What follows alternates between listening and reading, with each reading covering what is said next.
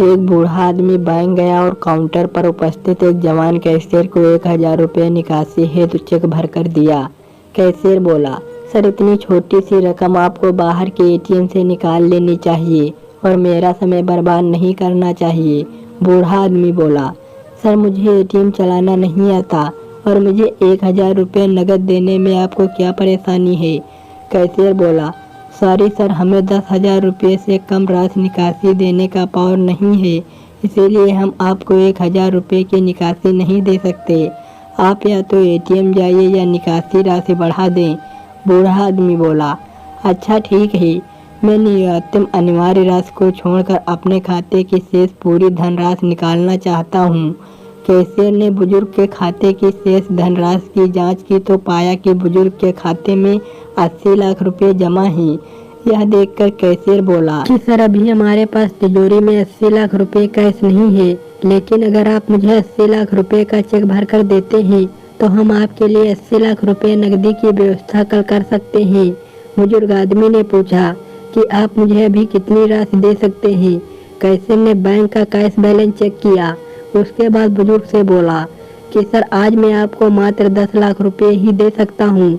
बुजुर्ग आदमी ने तुरंत 1000 रुपये के चेक को फाड़ दिया और 10 लाख रुपए का नया चेक भरकर कैशियर को दे दिया और बोला, सर हमारे खाते से 10 लाख रुपए निकाल कर मुझे दे दीजिए।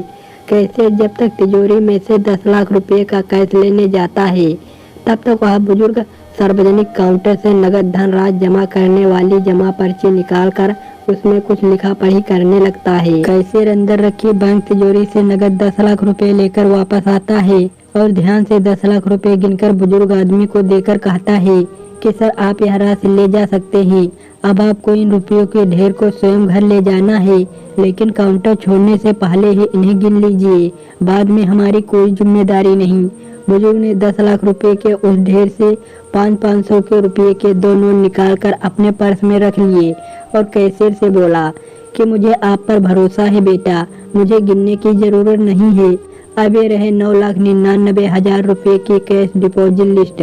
अब मेरे खाते में 9,99,000 रुपये वापस जमा करें और मुझे रुपये जमा करने की एक मुहर लगी हस्ताक्षर रसीद दे। और हाँ, आप भी मेरी उपस्थिति में नकदी गिने। बुजुर्ग की यह बात सुनकर कैशियर अचंभित व परेशान हो गया और मजबूरी बस उसको 9,99,000 रुपये वापस उस बुजुर्ग के खाते में जमा करने ही पड़े।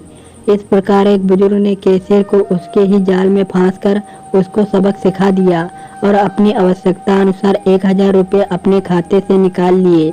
इसीलिए तो कहते हैं कि बुजुर्ग के साथ पंगा नहीं लेना चाहिए। कहानी अच्छी लगी हो दोस्तों तो लाइक और सब्सक्राइब करिए।